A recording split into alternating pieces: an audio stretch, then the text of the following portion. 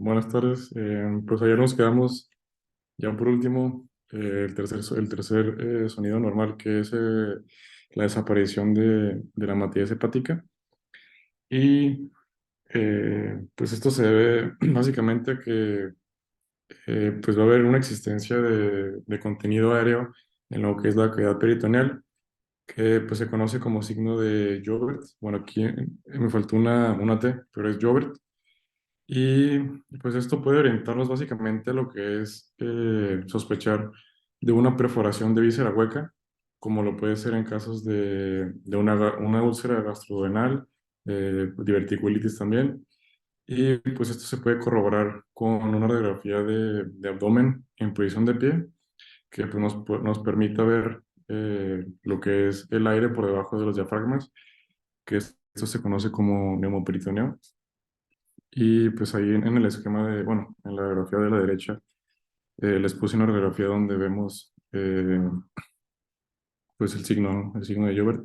Y vemos ahí como pues existe pues como una elevación, bueno, sí, una elevación de lo que es eh, el diafragma. Y pues sería todo por este signo.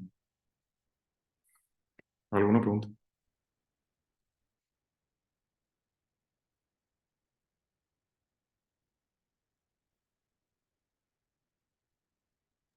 No, Bueno,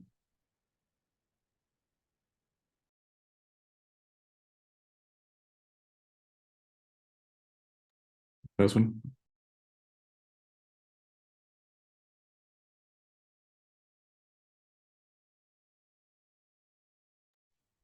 Hola, ¿qué tal, Doc?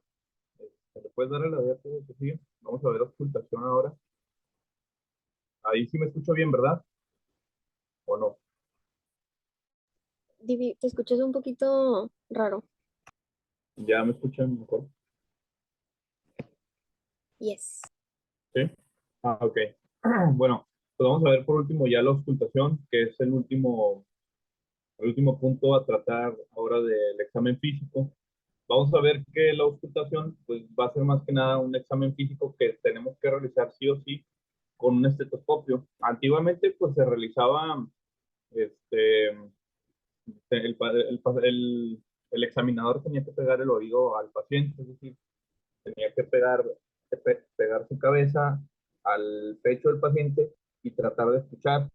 Eso fue hace mucho tiempo, y ya después con la invención de la fibra, o bueno, también más o menos por el método de la fibra, así como funciona la fibra óptica, pues se inventó el estetoscopio, que era una persona que, bueno, era un doctor que no le gustaba tener como, digámoslo así, esa cercanía o esa intimidad que lo consideraba él hacia los pacientes. Entonces se inventó el estetoscopio para poder escuchar mejor y además, pues ya no tener que estarse pegando el oído a los pacientes para poder escucharlo. Entonces vamos a ver que en la auscultación, así como vemos en la imagen aquí de la derecha, bueno, las dos imágenes de la derecha, se tiene que hacer en la cara anterior del tórax, en la cara posterior, es decir, en el dorso.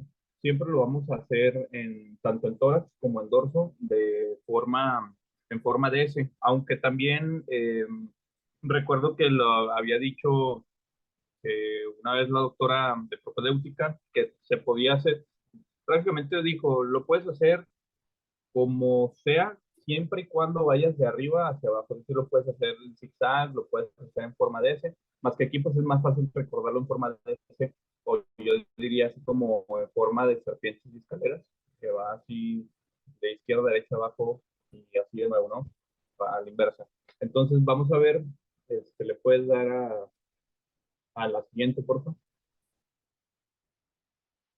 Bueno, vamos a ver que cuando estamos auscultando, pues va a haber vamos a poder dividirlo en sonidos que son normales, ¿sí? Que siempre vamos a escuchar, siempre lo vamos a escuchar en los pacientes que están sanos, y después vamos a escuchar sonidos que son anormales o patológicos.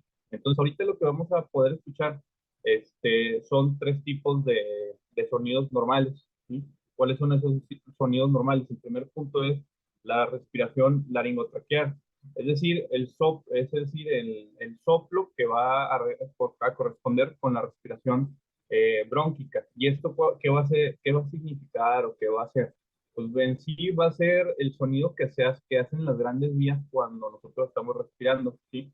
Para eso, usualmente, de hecho, si le puedes dar a la imagen pasada, de hecho, por ejemplo, para poder a veces escuchar al paciente, también se debe de emplear la anatomía del dorso o la anatomía del tórax. En cuanto a la anatomía del dorso, usualmente se le puede pedir al paciente para que descubra no me acuerdo cómo se llama el triángulo de auscultación, cuál era el epónimo, pero para poder descubrir el triángulo de auscultación, usualmente pues también le podemos pedir al paciente, y es claro que es un paciente un poco más delgado, ¿no? Si es un paciente muy obeso, pues el triángulo de ocultación va a estar blindado por tejido graso. Entonces, pues lo que le podemos pedir al paciente es que, así como yo estoy colocado, de lado, decirle que encorve un poquito la espalda hacia adelante para que pueda descubrir un poco más ese triángulo de ocultación. Nosotros podamos escuchar los sonidos de respiración normal y también los sonidos de respiración normales. ¿Le puedes dar el siguiente, por favor?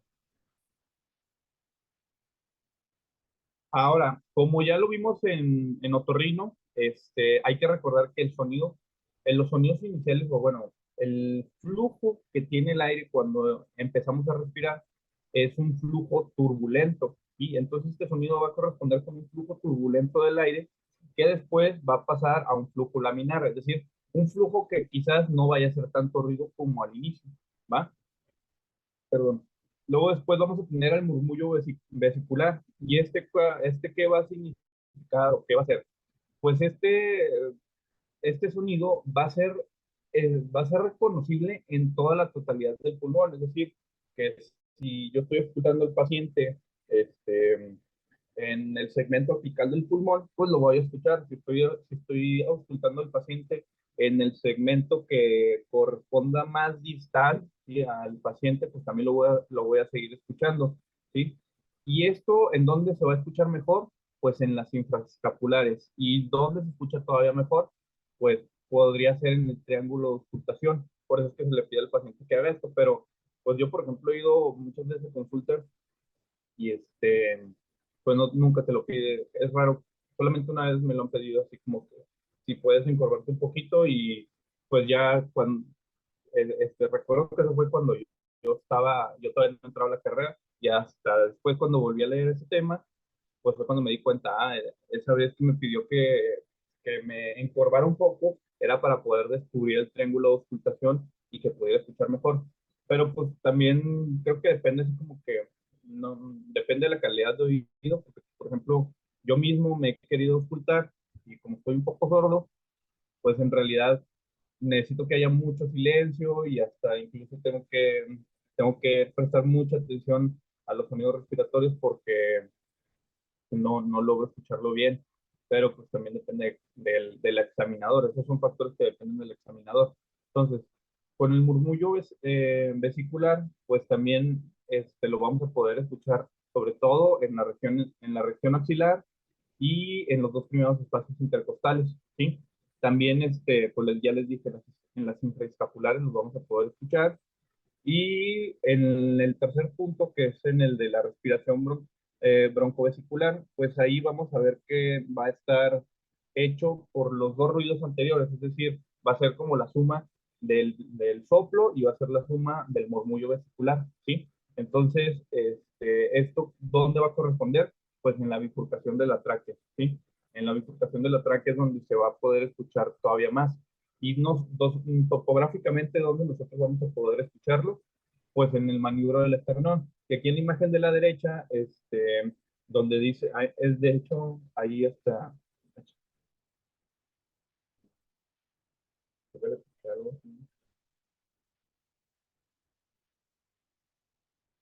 O dejaron de compartir pantalla.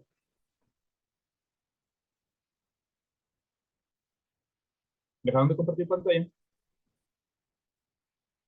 No. Bueno, hay una imagen que está a la derecha, que ahí salen incluso hasta el nombre de los soplos, bueno, de los sonidos que vamos a encontrar. pues ahí justo en la zona donde hay una zona que está señalada para poder escuchar el tercer sonido que es normal, por así decirlo.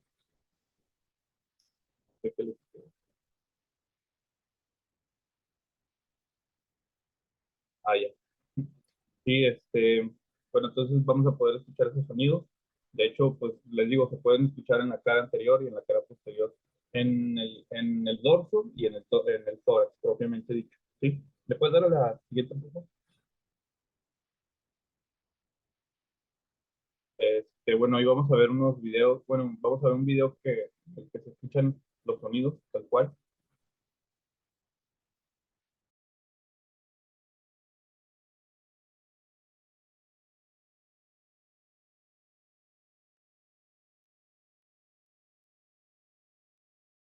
Ese es el soplo laringotraqueal, ¿verdad? Sí, Sí. sí, sí lo pueden escuchar.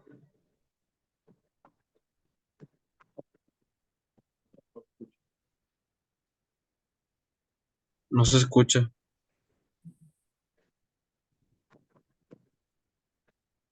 No, es que no sé.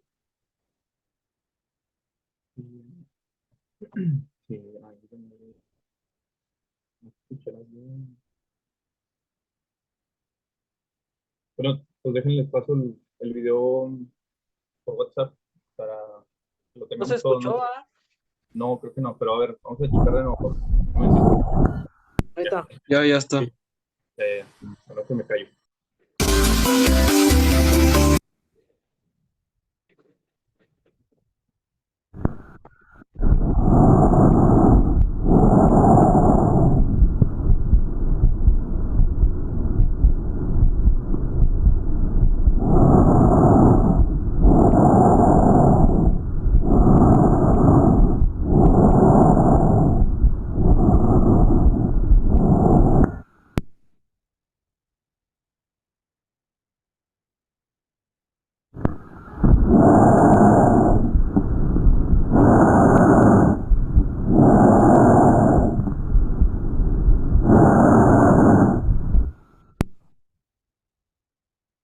Muy bien.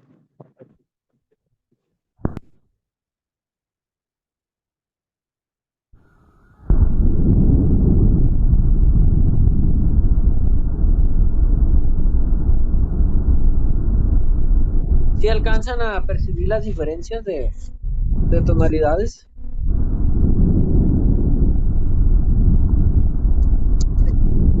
Sí, doctor.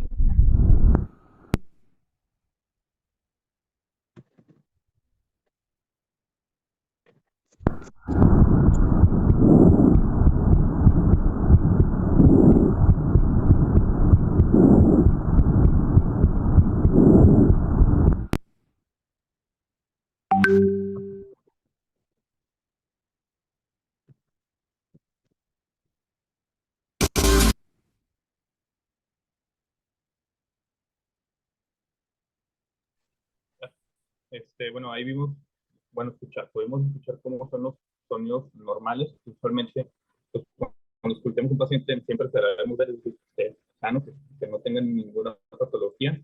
Pero ahora, pues, vamos a pasar a los sonidos que son, digámoslo, anormales o podríamos decir también patológicos, ¿sí? Y estos sonidos, pues, también los vamos a poder dividir en varias como clasificaciones, porque lo vamos a poder dividir en los que son de alteraciones que van a corresponder con el primer punto de los sonidos normales, que son el murmullo vesicular, es decir, sonidos anormales del murmullo vesicular. Luego después vamos a ver aquellos que son sonidos que van a reemplazar al murmullo vesicular, ¿sí? Y luego después vamos a ver, ahora sí, los sonidos que son de los agregados, que son los que hemos escuchado como estertores, sibilancias, estridores, roncus, etcétera, ¿no? Entonces, el primero que van a ser aquí están como alteraciones cuantitativas del murmullo vesicular, pero pues en sí es alteración del murmullo vesicular, ¿sí? Entonces, pues aquí lo que vamos a poder ver es que van a poder estar aumentadas por hiperventilación, en cuál situación, pues en la acidosis metabólica, hay que acordarnos, por ejemplo, que si nosotros vemos un paciente con una respiración de Kussmaul, o que es, bueno, yo les digo que es más como una respiración así de depravado por el patrón de cómo respira, muy, bueno, sí, podríamos decir muy agitado, pues esa es la respiración de Kussmaul. Después también vamos a poderlo, eh, como también lo vamos a poder clasificar como hiperventilación supletoria, que es pues lo que hablamos ayer, atelectasia, derrame, neuromotórax, ¿sí? Todas esas situaciones van a ser las que van a poder hacer que haya una alteración del murmullo vesicular. Después también, si ya estamos hablando de un aumento, pues también vamos a poder hablar de lo contrario, es decir, de una disminución, en este caso, pues a una abolición del sonido, ¿sí? Entonces, en la abolición del sonido, pues, ¿qué es lo que vamos a poder ver? Pues es dos, mm, bueno, aquí son dos principales. ¿Le puedes dar a la siguiente para ver qué es lo que es?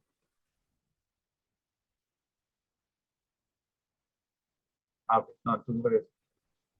Ya. Bueno, entonces, en la disminución, pues vamos a tener dos tipos de alteraciones distintas, ¿sí? ¿Cuáles son esas alteraciones? Las de la producción y la de la transmisión. Cuando estamos hablando de la, o bueno, más bien, pues decirlo así de esta forma, sino que cuando estamos hablando de una producción de ruidos alterada, ¿sí? Cuando estamos hablando en ese punto en específico, pues vamos a ver que casi siempre va a ser por obstrucción, ¿sí? Y esta obstrucción, ¿qué puede ser? Pues un cuerpo extraño, que es un poco más raro, y el moco, ¿sí? Entonces el moco es lo más común y también vamos a poder escuchar con una alteración en la producción, pues en la fibrosis quística, ¿sí? Entonces, aquí lo que va a pasar es que debido a que hay una obstrucción, ¿sí? El aire no va a poder entrar a los alveolos como tal, y estos, pues al no tener una entrada de aire, ¿qué es lo que va a pasar? Acordémonos que los alveolos son como pequeños, este, eh, globitos, ¿no? Entonces, si no les entra aire, pues van a estar colapsados. Es como si a un globo, en vez de echarle aire, pues le tratamos de succionar todo el aire, el globo va a estar, sus paredes van a estar totalmente colapsadas, ¿no? Pues, digámoslo así como cuando envasamos un alimento al vacío, ¿sí? Las paredes totalmente colapsadas. Entonces, aquí esa es la situación que va a suceder, ¿sí? Entonces, cuando nosotros consultamos al paciente en ese tipo de situaciones, debido a que el alveolo ya no se puede extender ni extender, ¿qué es lo que va a pasar? Pues que puede haber ausencia del sonido, ¿sí? ¿Y de qué sonido va a haber ausencia? Pues va a haber una ausencia del murmullo vesicular, porque hay que acordarnos de nuevo que el murmullo vesicular, pues era sobre todo por los ruidos que producían los alveolos, ¿sí? Entonces ya no tenemos un alveolo que pueda producir ese sonido, ¿va? Ahora, el segundo punto, que son las alteraciones de la transmisión, pues ¿cuáles son esas alteraciones de la transmisión? Pues el primero es que el paciente traiga blindaje, y ese blindaje, ¿cuál va a ser? Pues que esté obeso, ¿sí? Que esté obeso, que tenga demasiado tejido, así como les expliqué ahorita que, por ejemplo, pues en un paciente obeso es mucho más difícil poder hacer que logremos escuchar algo en la región infraescapular o en el triángulo de auscultación, pues porque está prácticamente, es un pequeño espacio que se cubre, digamos lo que es como tiene esta forma más o menos triangular, pero otoscopio y escuchar un poco mejor porque ya no tenemos esas capas de músculo que están insonorizando, por así decirlo, de la cavidad torácica. Entonces, cuando un paciente pues, tiene obesidad, pues, ¿qué es lo que pasa? Es como si lo convirtiera un poco más insonoro, ¿sí? Es como pues, si su cuerpo básicamente fuera de esos cuartos como de estudio de música, que son insonoros, no se escucha eco, pero no se puede escuchar ni de afuera hacia adentro, ni de afuera hacia adentro, ¿sí?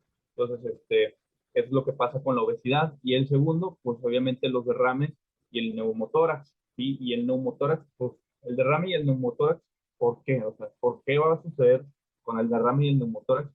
Pues esto va a ser por la interposición de líquidos, ¿sí? Es decir, hay que acordarnos que el sonido no viaja en los líquidos o viaja muy pobremente. Entonces, pues obviamente si tenemos no totalmente en toda la totalidad del pulmón, sino que en una sola zona pequeña, aunque tengamos poco líquido, pues en esa zona ya no vamos a poder escuchar el murmullo vesicular, porque hay líquido, ya no va a poder pasar el sonido a través de ahí. Es lo mismo, es digamos así como que la misma condición física, ¿sí? Partículas, o bueno, más bien cómo viajan las ondas líquidas, ¿sí? Entonces, pues es lo mismo que pasa con la obesidad. Prácticamente, digamos que está insonorizada esa zona, ¿sí?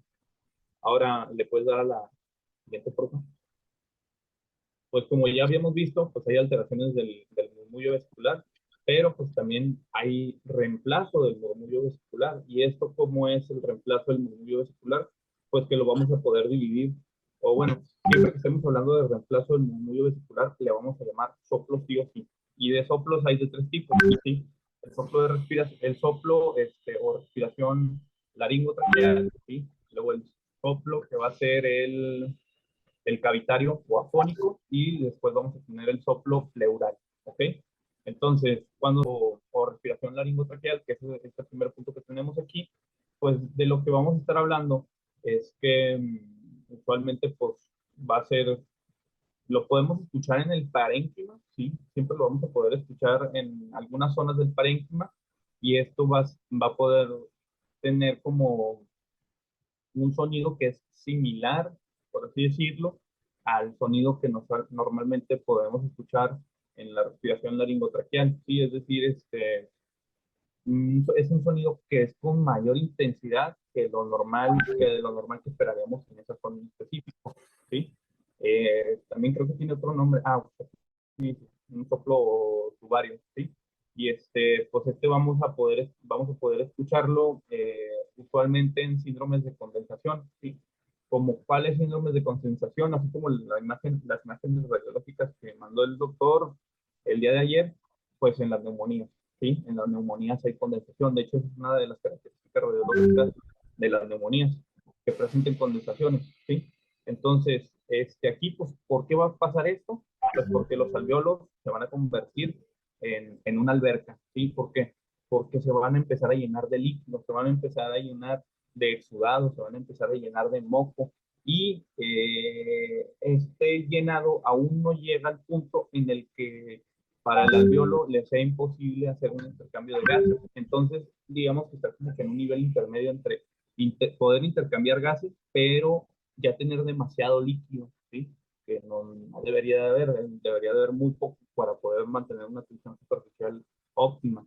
Entonces, pues aquí hay un desequilibrio entre la cantidad de líquido, ¿sí? Y, bueno, más bien hay líquido, pero pues, todavía se puede pasar aire, ¿sí? Todavía puede haber intercambio de gas.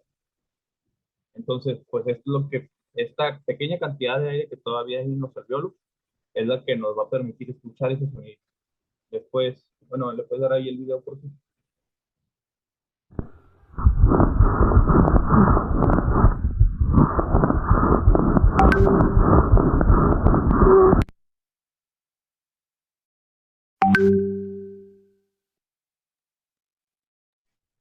Ya. Le puedes dar, bueno, espera. Ahora, el segundo, vamos a ver que vamos a tener el soplo pleural, ¿sí? Y el soplo pleural, pues, ¿cómo va a ser o qué va a significar? Siempre que estemos hablando de soplo pleural, vamos a estar hablando de soplo pleural, va a ser sinónimo de derrame pleural, ¿sí?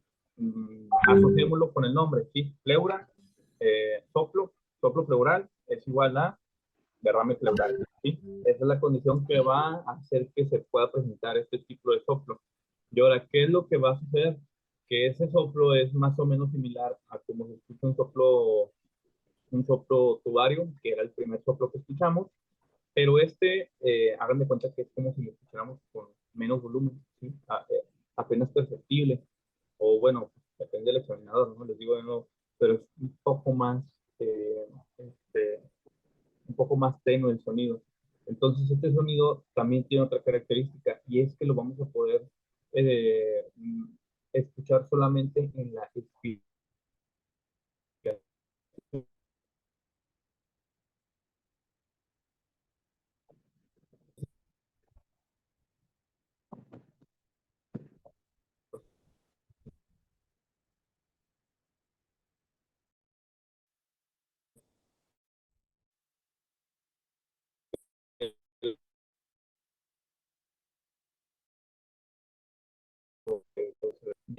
la exhalación, ¿sí? Que le pedimos al paciente que exhale. Obviamente también lo tenemos que correlacionar con la clínica, por supuesto. Pero si le pedimos al paciente que exhale y escuchamos un sonido que puede ser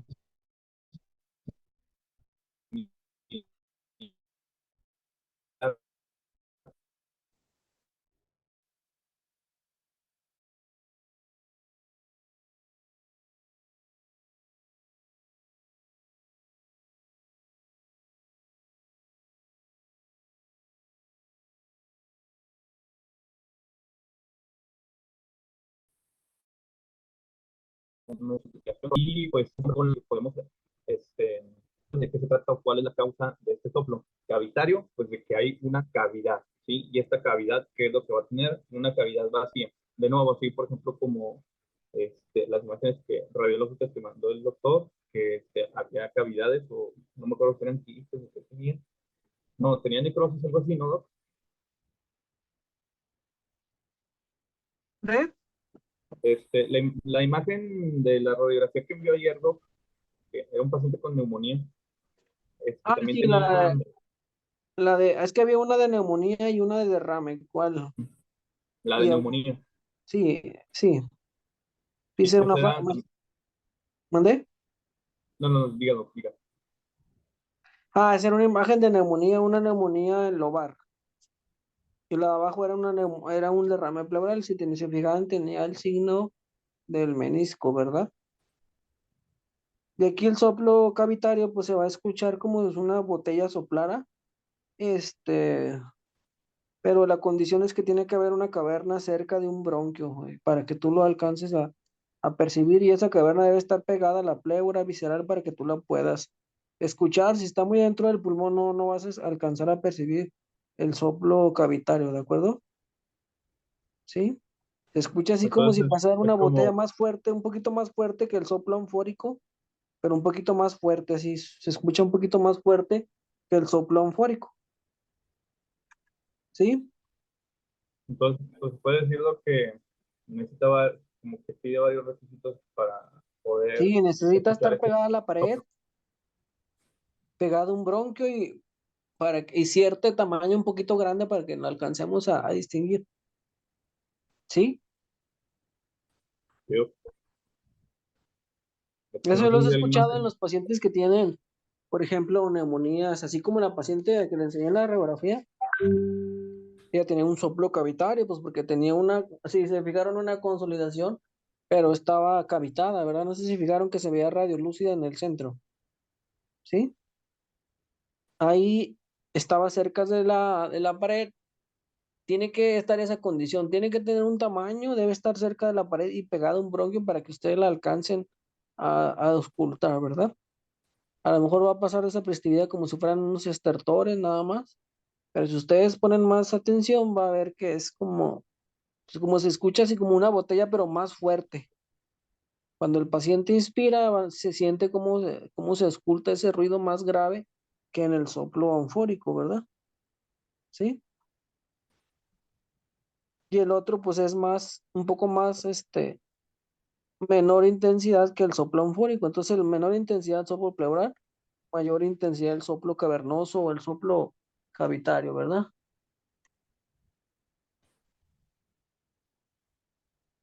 ¿Me puedes dar la siguiente, por favor?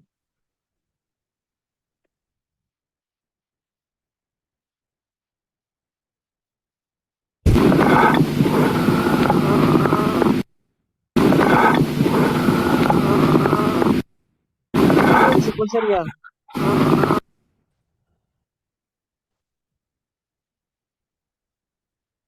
¿Ese cuál ruido es? Es el soplo cavitario, ¿verdad? Suena.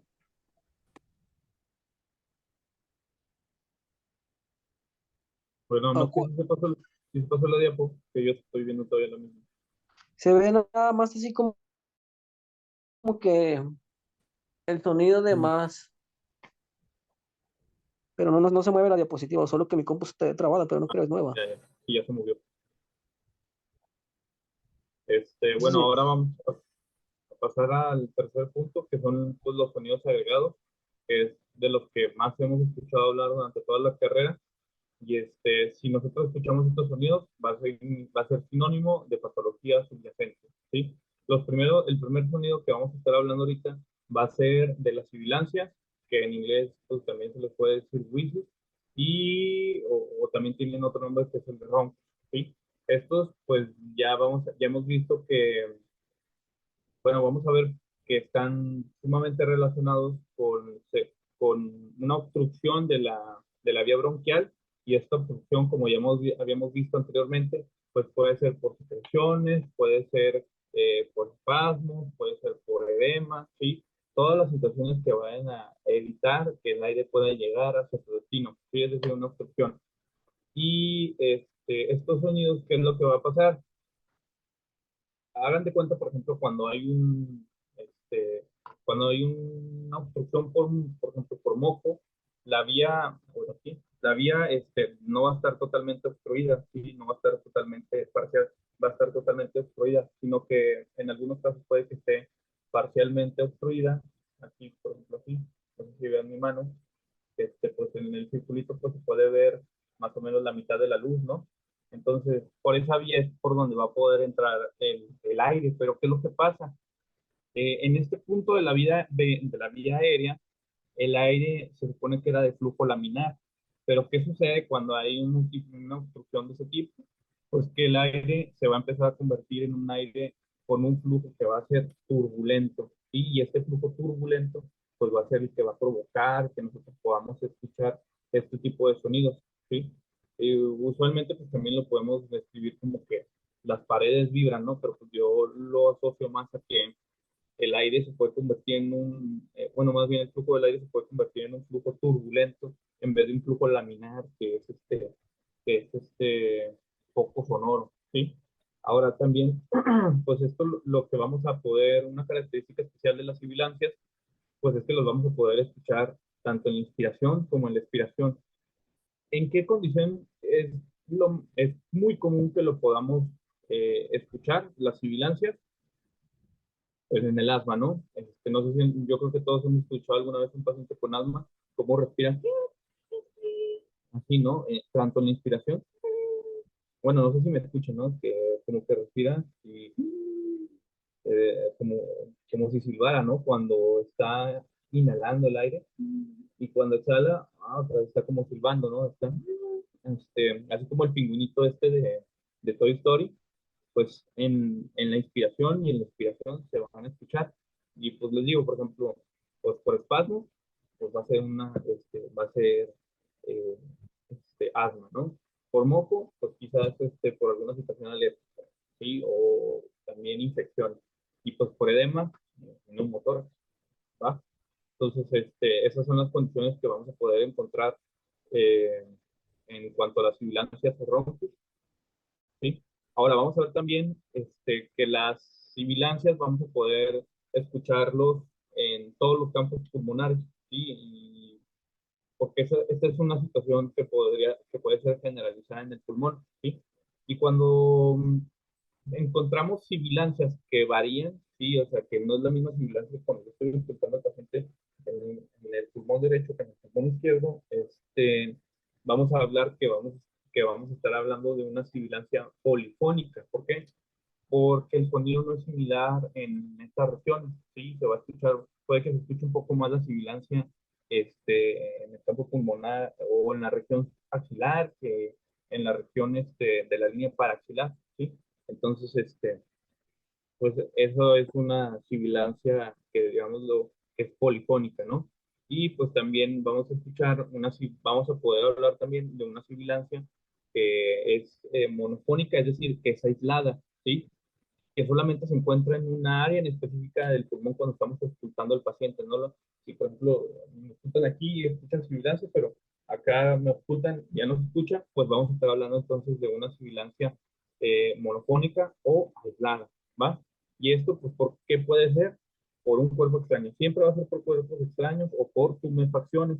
Ya no es una situación generalizada que haya sobreproducción de moco, que haya líquido en una cavidad, sino que hay un cuerpo, un masacote, un cuerpo rígido que está obstruyendo el flujo del aire, ¿sí? O que está causando esa sibilancia.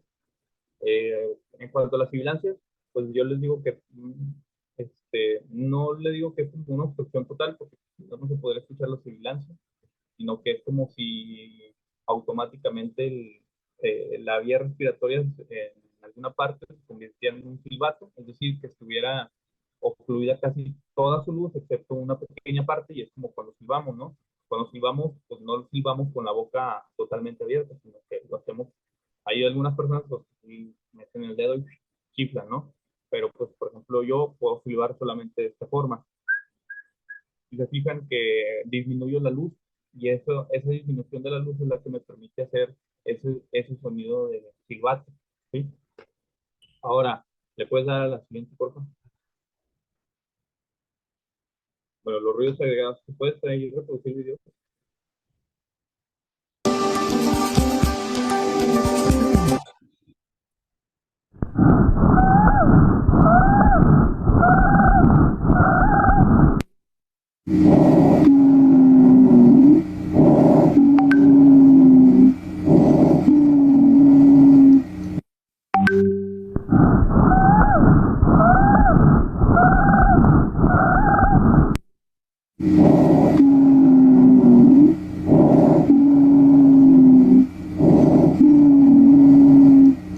Como se puede apreciar.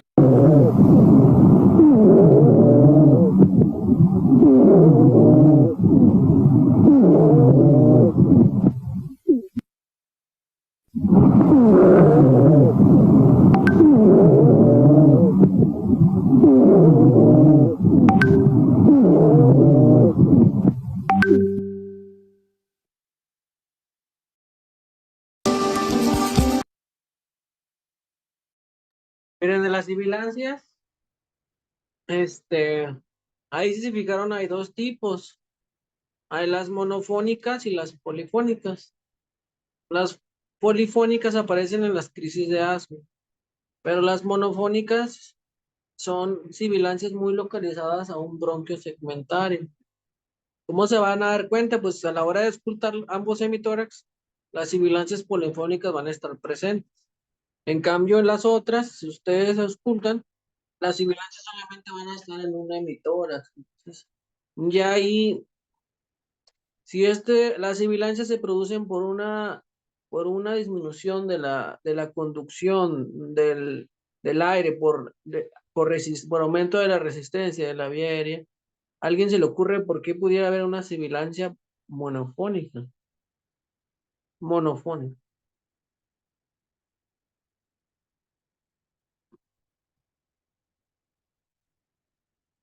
¿En qué paciente yo le podría auscultar sibilancias monofónicas? Bueno, sibilancias polifónicas, ¿en quién? En asma. En asma, sí. ¿Y quién más? ¿Alguna otra enfermedad? En A ver, alguien que conteste del grupo, no nomás tú. insuficiencia cardíaca. Sí, puede haber, sí. Sibilancias sí, puede haber. ¿Alguien más que sepa otra causa de sibilancias? Ok, ¿se puede? Sí, ¿otra? ¿Un enfisema? Ujú. Y hay algo que se llama bronquiectasis también, ¿de acuerdo? Una bronquiectasis es como, igual, aquí acuérdense que la sibilancia se debe a que hay una disminución del calibre de los bronquios, el aire, el flujo ya no es laminar, se vuelve turbulento y por eso se oculta así como el ruido. Las monofónicas aparecen en los tumores endobronquiales, ¿de acuerdo? Un paciente con tumor endobronquial puede tener sibilancias monofónicas, ¿de acuerdo? ¿Sí? Es muy característico esto de las sibilancias. Si alcanzaron a distinguirlas, ¿verdad? Doctor, ¿puede repetir en qué pacientes eran las sibilancias monofónicas, por favor? Ah, en un paciente con una tumoración endobronquial. ¿Sí? Un tumor Pero que... por, ¿Mandé? pero ¿por qué en ese caso son monofónicas? O sea, porque son localizadas y ya. Sí, son más localizadas, sí.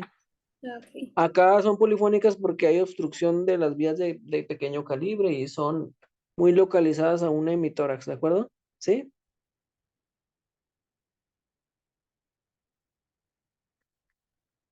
¿Sí o no? Sí, doc. Sí, Síguele. Este, bueno, ahora vamos a ver el caso de los roncos, ¿sí? Los roncos, pues son sonidos que tienen una tonalidad un poquito más baja, es decir, son sonidos más bajos, son sonidos más graves, ¿sí? Es como cuando escuchamos un ronquido, si se fijan, pues, cuando estamos hablando de sibilancias, hasta el nombre lo dice, ¿no? Es similar a cuando silbamos.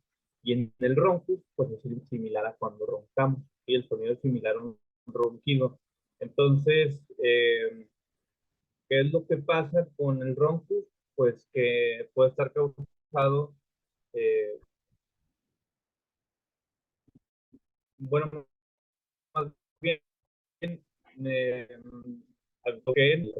también lo busqué en, en el Carreras y en el Harrison y en otro libro propedéutica que no me acuerdo cómo se llamaba, que sí que tiene una estatua griega ahí como que de portada y pues ninguno decía más o menos como cuál era la diferencia tal cual en el aspecto clínico entre un roncus y una sibilancia. No sé si usted sepa.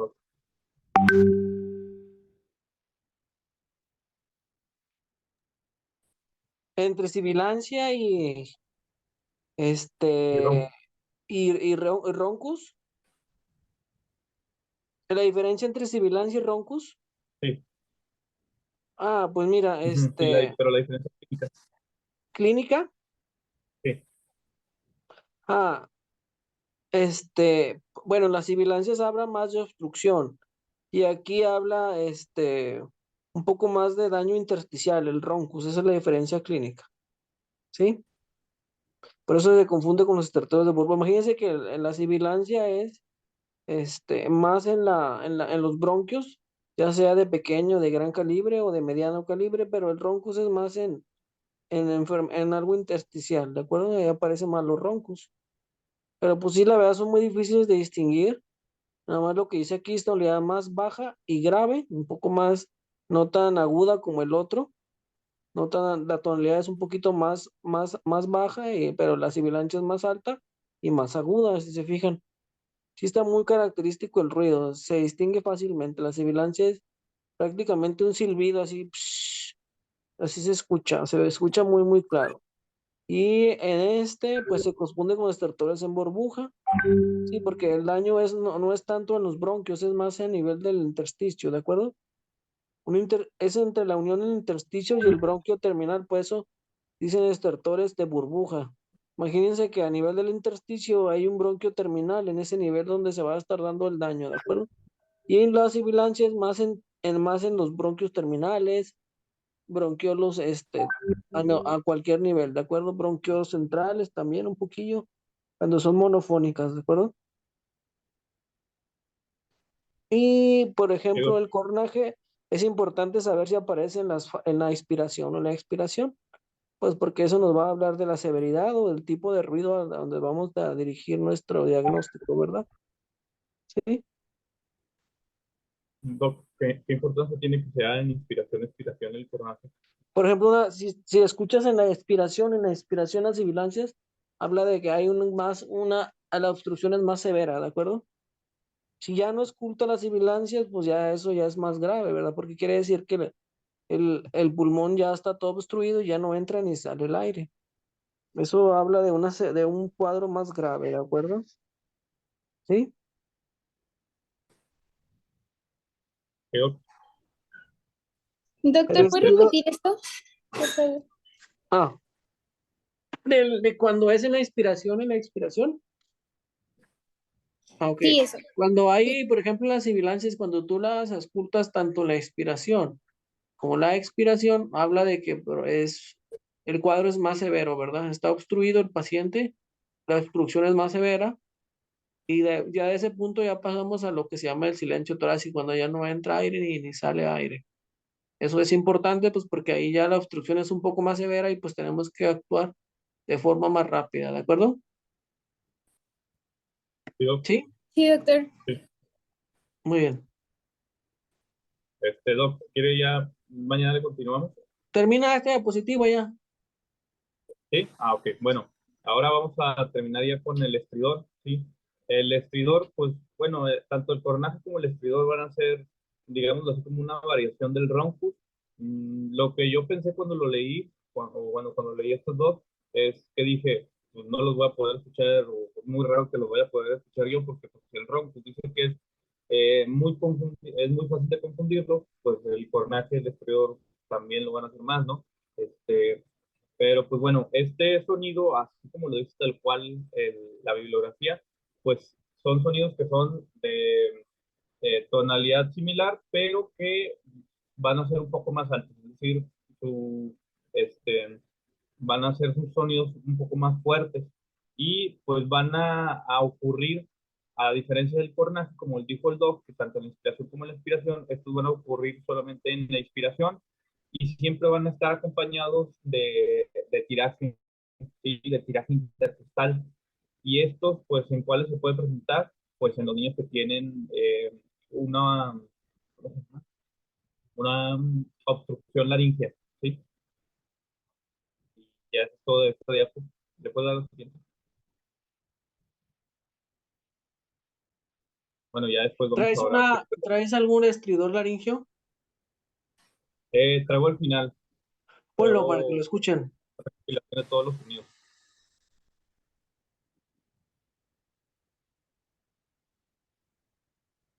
Es que bueno, alguien sabe, bueno, ya lo dijo el doctor, pero ¿cómo se llama el ruido que aparece en la tráquea? ¿Cómo se llama ese ruido respiratorio normal?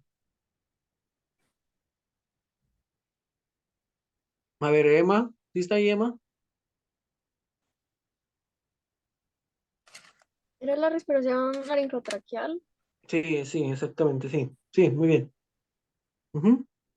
Pon el estridor.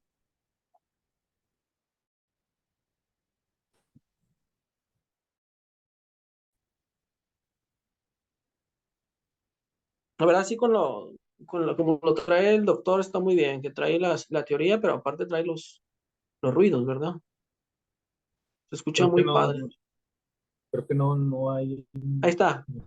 Ahí está, Fíjense. sí, ahí está.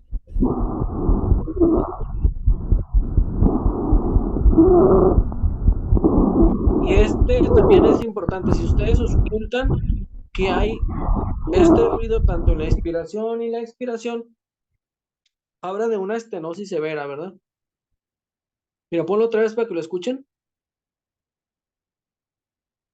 Se escucha muy, muy, muy claro, la verdad.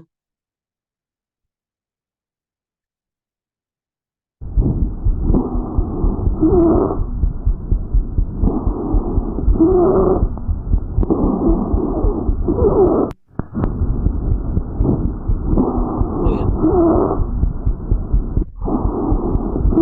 Fíjense, lo dice, indica obstrucción a la laringe, tráquea o disfunción de las cuerdas vocales. Por ejemplo, yo lo que veo es, pues, pacientes con estenosis traqueal post intubación, tumores, malasia también, me parece esto, ¿de acuerdo? Parálisis cordales por tumores también, disfunción cordal de diversas etiologías, por reflujo, por diversas causas, ¿verdad? Disfunción de las cuerdas vocales. Y aparte, estos pacientes van a tener disnea igual, porque el aire no entra de forma adecuada y pues estos pacientes van a llegar con estridor y disnea, ¿de acuerdo? Se pueden confundir con sibilancias, pero ustedes les ocultan el tórax y el paciente no va a tener sibilancia, sino a lo mejor pueden ser que sean referidas al tórax, pero en la mayor intensidad va a estar en el cuello, ¿de acuerdo? ¿Sí? Bueno, pues entonces ya mañana terminamos síndromes pleuropulmonares para continuar el lunes así rápido con una explicación y iniciar pruebas de fisiología pulmonar, ¿verdad? Sí, doctor. Wow, Sí, muy bien, sale. Mañana ya terminamos todo, ¿eh? bueno, Para que se mañana, apresuren. Sale. Nos vemos, sí, doctor. Gracias. Así es, sí, doctor. mañana le